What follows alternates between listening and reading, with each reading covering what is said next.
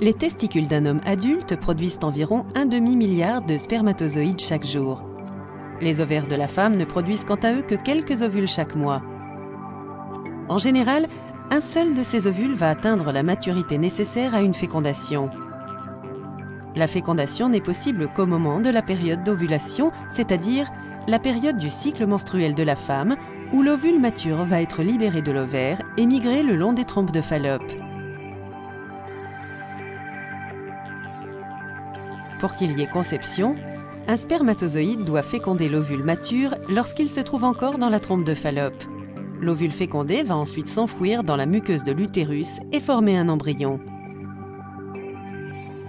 La stérilité désigne l'incapacité de concevoir naturellement un embryon malgré des tentatives répétées sur au moins 1 an.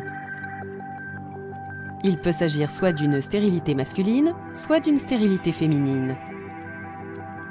La fécondation in vitro, ou FIV, est une technique hautement sophistiquée qui permet d'aider les couples stériles à avoir un enfant.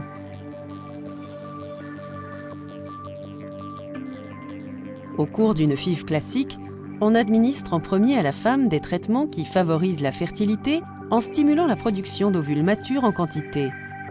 Une fois que les ovules arrivent à maturité, on les récupère à l'aide d'une aiguille placée dans le vagin. Les ovules sont ensuite placés dans une boîte de pétri spéciale.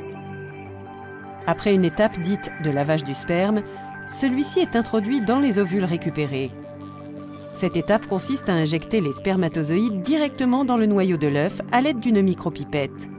Il est également possible de simplement laisser les spermatozoïdes en compagnie des ovocytes dans une boîte stérile spéciale.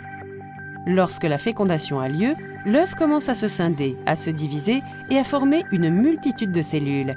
Les embryons doivent être remis dans l'utérus environ 72 heures après la fécondation. La procédure de transfert de l'embryon consiste à introduire un tube flexible appelé cathéter qui passe par le vagin, le col de l'utérus, jusqu'à atteindre l'utérus. Les embryons sont déposés dans l'utérus par l'intermédiaire de ce cathéter.